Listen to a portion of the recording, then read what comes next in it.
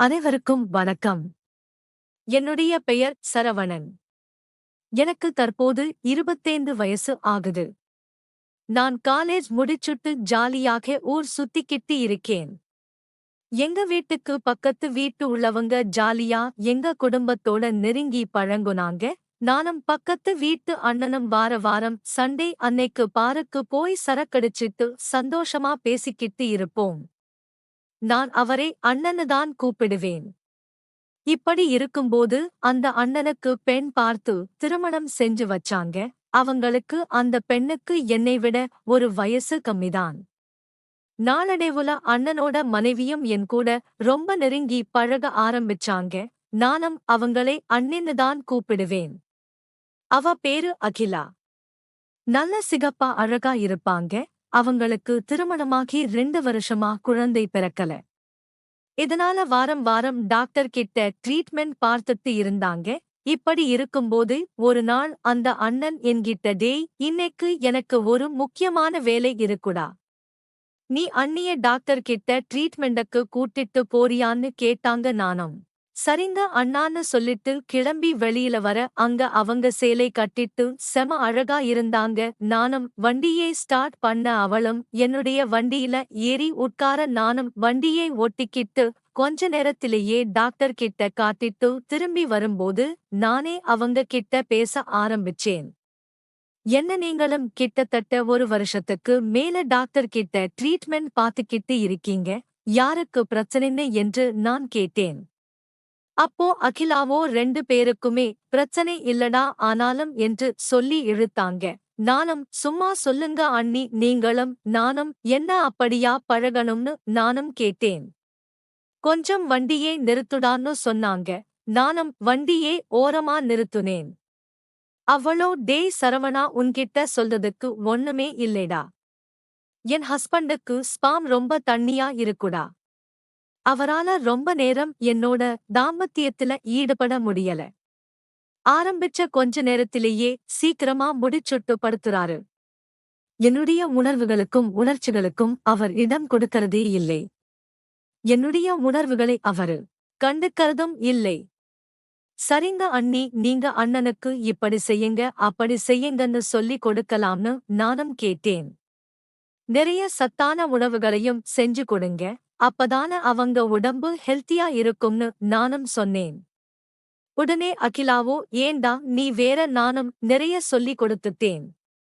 நிறைய சமைச்சும் கொடுத்துட்டேன். அவரு அதெல்லாம் விரும்பி சாப்பிடுறதும் இல்ல. நான் கொடுத்தாலும் அதெல்லாம் வேண்டாம் வேணான்னு அவாய்டும் பண்றாரு. நான் என்ன சொன்னாலும் அவரு கேட்கவும் மாட்டேங்கிறாரு. எங்க வீட்ல வேற ஒரே பிரச்சனையா இருக்கு. அவருக்கு பிரச்சனைன்னு சொல்லிட்டு என் வீட்லயும் எனக்குதான் பிரச்சனைன்னு அவங்க வீட்லயும் நினைச்சு சண்டை போய்கிட்டே இருக்காங்க. எனக்கு ரொம்ப இதை நினைச்சு கவலையா இருக்கு என்று சொன்னாங்க. எனக்கு ஆரம்பத்தில இருந்து அகிலா மீது ஒரு கண் இருந்துச்சு. இப்போ அவங்க வெளிப்படையா இந்த விஷயத்தை எல்லாம் சொன்னதால நாமளும் ஓப்பனாவே கேட்டறலாம் அப்படின்னு சொல்லி முடிவு பண்ணி சரிங்க அண்ணி நான் உங்களுக்கு உதவி செய்யவான்னு கேட்டேன். அவளும் புரியலன்னு சொல்ல நானும் அண்ணி உங்களை எனக்கு ரொம்ப பிடிக்கும். நீங்களும் நானும் யாருக்கும் தெரியாம சேர்ந்திருப்போம். கண்டிப்பா உங்களுக்கு குழந்தை பிறக்கும்னு நானும் சொல்ல உடனே அவங்க ஷாக் ஆனாங்க. உடனே அகிலாவோ டேய் என்ன தப்பு பண்ண சொல்றியா? யாருக்காவது தெரிஞ்சா ரொம்ப அசிங்கமாயிடும்னு சொன்னாங்க. நானும் உடனே அண்ணி இன்னும் எவ்வளவு நாள்தான் நீங்க ஆஸ்பத்திரி வீடமா அழைஞ்சுகிட்டே இருப்பீங்க. ஏன்னா நம்ம யாருக்கும் தெரியாம பார்த்துக்கலாம். உங்களுக்கு விருப்பம் இருந்தா சொல்லுங்க. யோசிச்சு ஒரு நல்ல முடிவா சொல்லுங்க என்று நானும் சொன்னேன். அவளோ கோபமா வண்டி எடு போகலாம்னு சொன்னாங்க. நானும் அகிலா கோபப்பட்டாங்க போல அப்படின்னு நினைச்சட்டு உடனே வண்டியை ஸ்டார்ட் பண்ணேன். அவளும் ஏறி உட்கார்ந்தாங்க. நானும் வண்டியே ஓட்டிக்கிட்டு கொஞ்ச நேரத்திலேயே வீட்டுக்கு வர அவளும் அவருடைய வீட்டுக்கு போக நானும் அப்படியே வெளியே கிளம்பி போயிட்டேன். அன்று இரவே பக்கத்து வீட்டுல பெரிய சண்டை நடந்துச்சு. சண்டை நடந்துகிட்டு இருந்துச்சு. அப்போ என்னுடைய அம்மாவும் அப்பாவும் போய்தான் அந்த சண்டையை தீர்த்து வச்சுட்டு வர அன்று இரவே நான் மொட்டை மாடியில நின்னு வேடிக்கை பார்த்துக்கிட்டு இருந்தேன். அப்ப சரியா ஒரு 11 மணி இருக்கும். அந்த சமயத்திலயும் அகிலா மேல வந்தா. என்ன பார்த்துட்டு டேய் என்னடா நீ இன்னும் தூங்காம என்னடா பண்ணிட்டு இருக்கன்னு கேட்டாங்க. நானும் ஒன்னும் இல்லை எனக்கு தூக்கம் வரல. அதனாலதான் நான் மாடிக்கு வந்தேன்னு நானும் சொன்னேன். அப்போ மாடியில அகிலா மட்டுமே தனியா இருந்ததால மறுபடியும் நான் அந்த விஷயத்தை பத்தி பேச ஆரம்பிச்சேன். காலையில நான் உங்ககிட்ட ஒரு விஷயத்தை சொன்னேனே நீங்க யோசிச்சு பார்த்தீங்களா அப்படின்னு நானும் கேட்டேன். உடனே அகிலாவோ நான் கர்ப்பமாகாதல தினமும் என் வீட்ல ஒரே சண்டையாதான் நடந்துட்டு இருக்கு. நீ சொல்றத பத்தியும் நான் யோசிக்கிறேன். என்ன செய்யலாம்னு காலையில நான் சொல்றேன் அப்படின்னு சொன்னாங்க. அப்ப பார்த்து திடீர்னு அண்ணனும் மாடிக்கு வர அப்புறம் நாங்க 3 பேருமே சேர்ந்து ஜாலியா பேசிக்கிட்டு ஒரடியா தூங்க போனான். மறுநாள் காலையில அகிலா அண்ணி எனக்கு போன் பண்ணாங்க. நானும் அட்டெண்ட் பண்ணேன். அப்ப அவளோ தினம் தினம் நான் கர்ப்பமாகாதல என்னுடைய வீட்ல ஒரே சண்டையாதான் இருக்கு. நானும் நைட் ஃபுல்லா யோசிச்சு பார்த்துட்டேன். நானும் ஒரு முடிவுக்கு வந்துட்டேன். உன்னால நான் கர்ப்பமாகலாம்னு முடிவுக்கு வந்துட்டேன். ஆனா எங்க எப்போ எப்படி நம்ம ஒன்னு சேர போறோம்? எனக்கு அதை நினைச்சாலே பயமா இருக்குன்னு சொன்னாங்க. உடனே நானும் அண்ணி எனக்கு எங்களுக்கு இன்னொரு வீடும் இருக்கு. அங்க யாருமே இருக்க மாட்டாங்க. அந்த சாவியும் என்கிட்டதான் இருக்கு. நீங்க பயப்படவே வேண்டாம். நாம அங்க போய் சந்தோஷமா இருப்போம். அதனால நீங்க குழந்தை உண்டாவீங்க அப்படின்னு நானும் சொன்னேன். உடனே அகிலாவோ சரிடா நானும் கோயிலுக்கு போயிட்டு மாலைதான் வருவேன்னு சொல்லிட்டு வரேன். நான் பஸ் ஸ்டாண்ட்ல நிக்கிறேன். நீ வந்து என்னை கூட்டிட்டு போனேன்னு சொன்னாங்க. நானும் சரின்னு சொல்லிட்டு போன வச்சிட்டு அவசரமா குளிச்சிட்டு கிளம்பி பஸ் ஸ்டாண்ட் போக அவளும் புது சேலை கட்டிக்கிட்டு ரொம்ப அழகா இருந்தாங்க. நானும் அவ பக்கத்துல வண்டியை நிறுத்த அவளும் ஏறி உட்கார நாங்க 2 பேருமே உடனடிய வண்டியை ஓட்டிக்கிட்டு கொஞ்ச நேரத்திலேயே என்னோட இன்னொரு வீட்டுக்கு நாங்க போனோம். நானும் அவளும் கதவை தொறந்துட்டு உள்ள போக அவளும் டேய் சரவணா உங்களுடைய இந்த வீடு ரொம்ப சூப்பரா இருக்குடா அப்படின்னு சொன்னாங்க. நானும் போகும்போதே கொஞ்சம் சரக்கெல்லாம் வாங்கி வச்சிருந்தேன். அங்க போயிட்டு சரக்கு சைட் டிஷ் எல்லாத்தையும் கலந்து நானும் கொஞ்சம் குடிக்க ஆரம்பிச்சேன். அதன் பிறகு நானும் அகிலாவும் எதுக்காக அந்த வீட்டுக்கு போனுமோ அந்த விஷயத்தை பண்ண ஆரம்பிச்சோம்.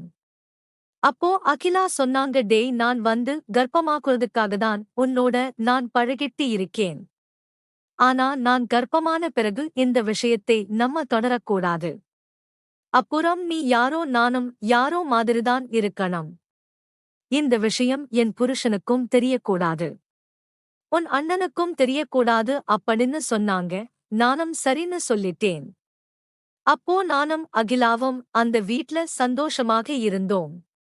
அந்த வீட்டில இருந்து நானும் அகிலாவும் கிளம்பும் போது அகிலா என்கிட்ட நான் உன் அண்ணன் கிட்ட என்னெல்லாம் சொன்னனோ அதெல்லாம் நான் உன்கிட்ட சொன்னதே இல்லை. ஆனா அதெல்லாம் நீ செஞ்ச உனக்கு வர போற பொண்டாட்டி கொடுத்து வச்சவடா அப்படின்னு சொல்லி என்னையும் பாராட்டுனாங்க. அதன் பிறகு அகிலா அவங்க வீட்ல போயிட்டு நான் ஒரு வேண்டுதல் நடந்து வச்சிருக்கேன்.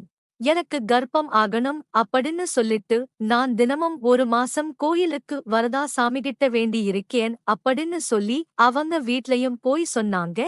அதன் பிறகு 1 மாசம் நானும் அகிலாவும் தினமும் அந்த வீட்ல சந்தோஷமாக இருக்க ஆரம்பிச்சோம்.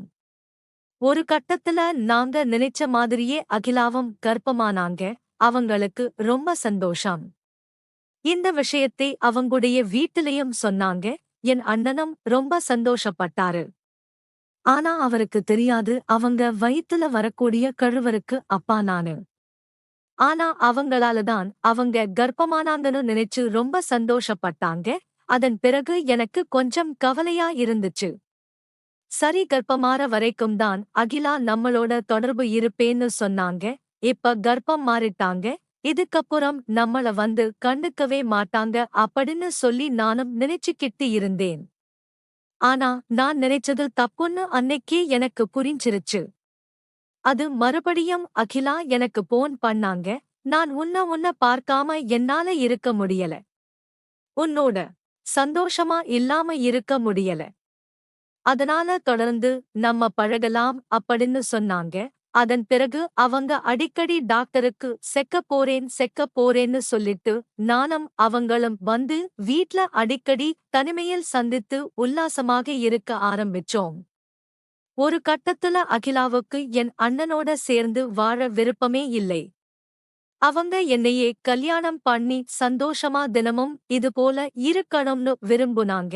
எனக்கும் அவங்க மேல மோகம் அதிகமாயிடுச்சு. நானும் அவங்களை கல்யாணம் பண்ணிக்கணும்னு நான் ஆசைப்பட்டேன். அதனால எங்களுக்கு இடையராக இருக்கக்கூடிய அண்ணனை நாங்க கொலை செய்ய முடிவும் பண்ணோம். இது குறித்து நான் அகிலா கிட்டையும் சொன்னேன். அவங்களும் நானும் ரொம்ப நாளா இததான் நினைச்சுக்கிட்டு இருக்கேன்.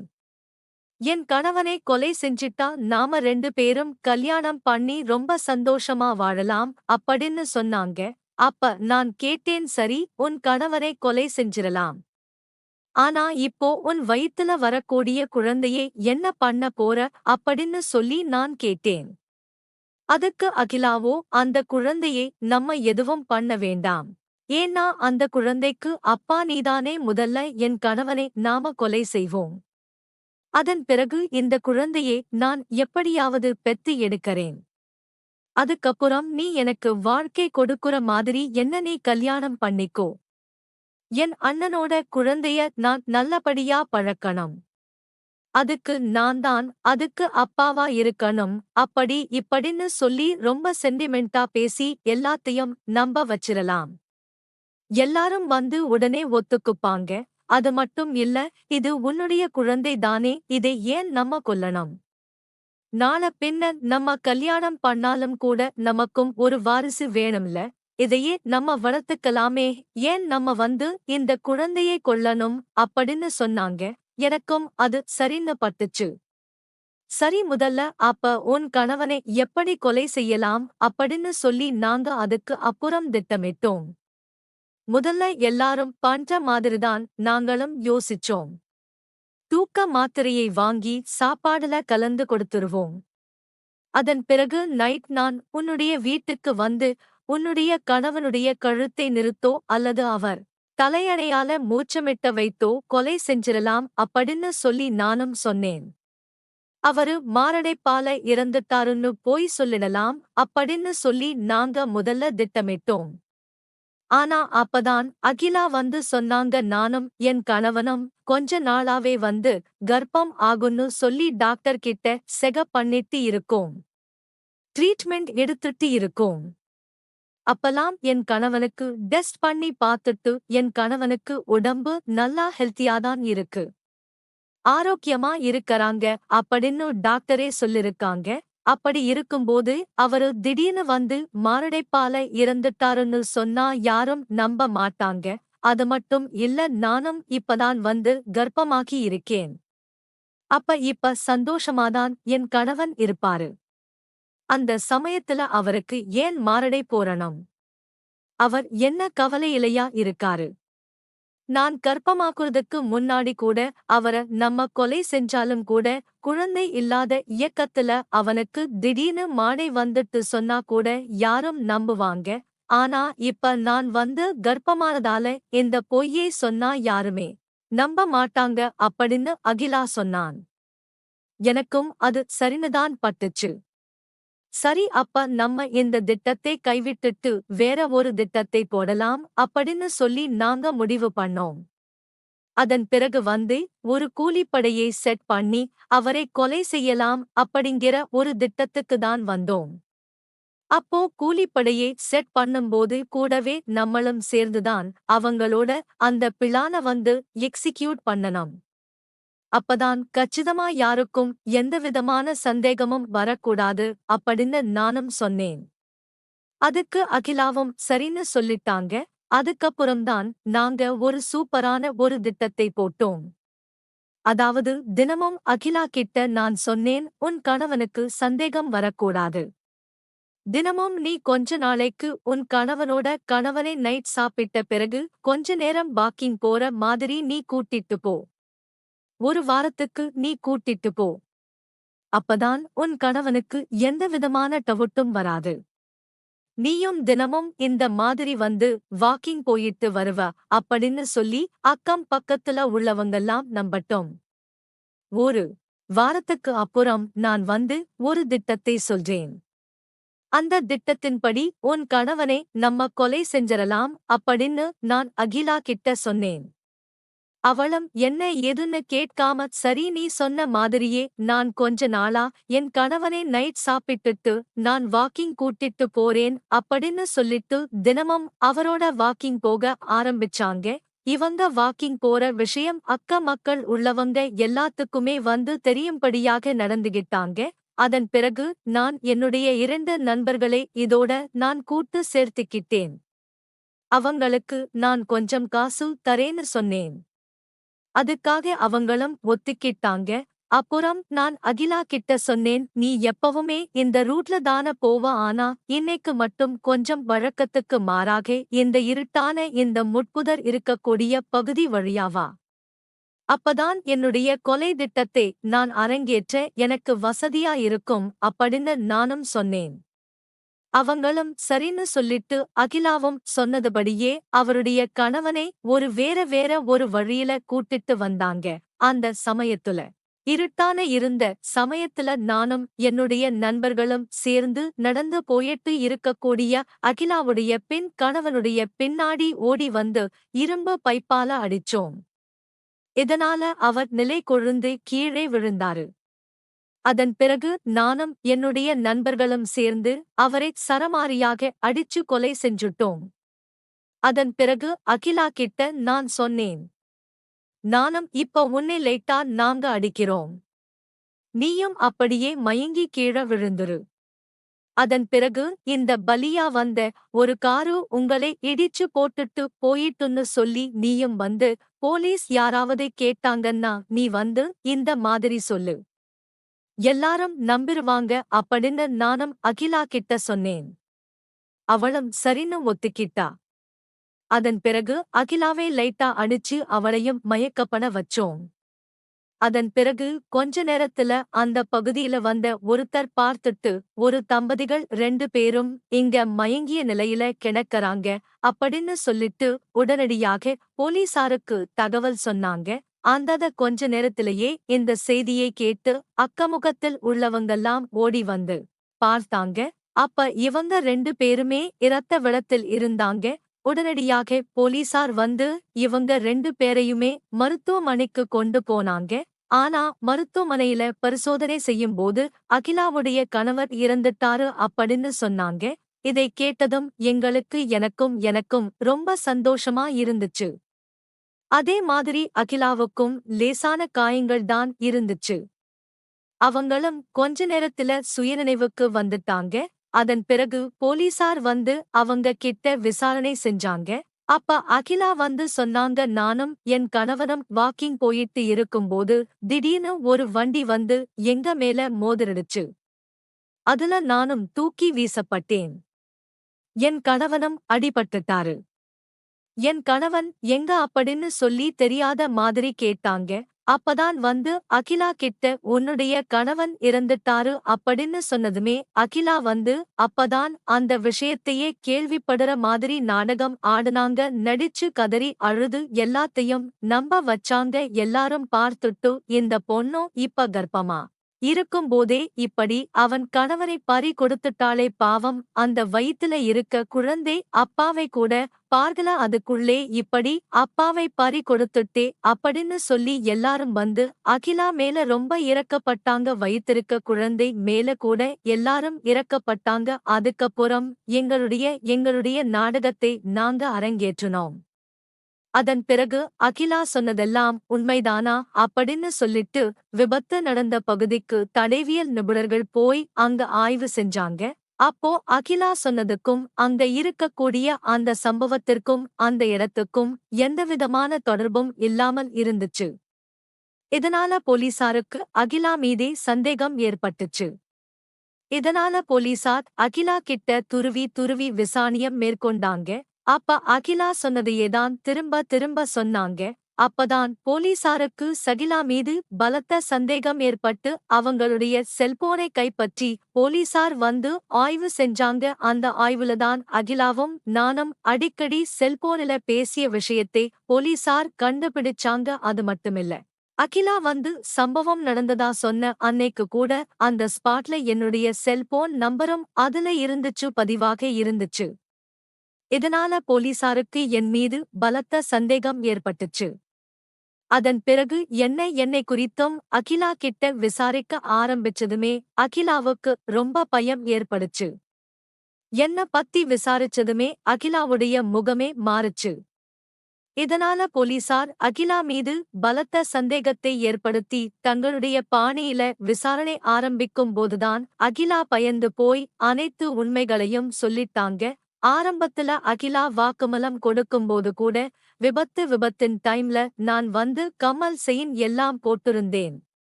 அந்த விபத்தை ஏற்படுத்தினவங்க கொள்ளைக்காரனா கூட இருக்கலாம். எங்க மேல காரை ஏத்திட்டு நான் அணிந்திருந்த தங்க பொருள் வந்து எடுத்துட்டு போயிட்டாங்க அப்படின்னு சொல்லி இது ஒரு கொள்ளையால நடந்தப்பட்ட ஒரு கொலை அப்படின்னு சொல்லிருந்தாங்க. ஆனா போலீசார் இப்படி கிடுக்குப்படி விசாரணை நடத்ததும் அனைத்து உண்மைகளையும் ஒத்துக்கிட்டாங்க. இதன் காரணமாக என்னையும் போலீசார் கைது செஞ்சாங்க. அதன் பிறகு எனக்கு உதவி செய்த என்னுடைய 2 நண்பர்களையும் போலீசார் கைது செஞ்சாங்க. இப்படி தகாத உறவால ஒரு கர்ப்பிணியான ஒரு பெண்ணே தன்னுடைய கர்ப்பமாக இருக்கும்போது கூட ஒரு பெண் தன்னுடைய கணவனை கொலை செய்யவளா அப்படிங்கிற விஷயத்தை கேள்விப்பட்டு அந்த பகுதியில் இருந்த மக்கள் அனைவரும் அதிர்ச்சி அடைந்தாங்க. தற்போது நானும் அகிலாவும் என்னுடைய நண்பர்கள் அனைவரும் சிறையில் கம்பி எண்ணிக் கொண்டிருக்கோம்.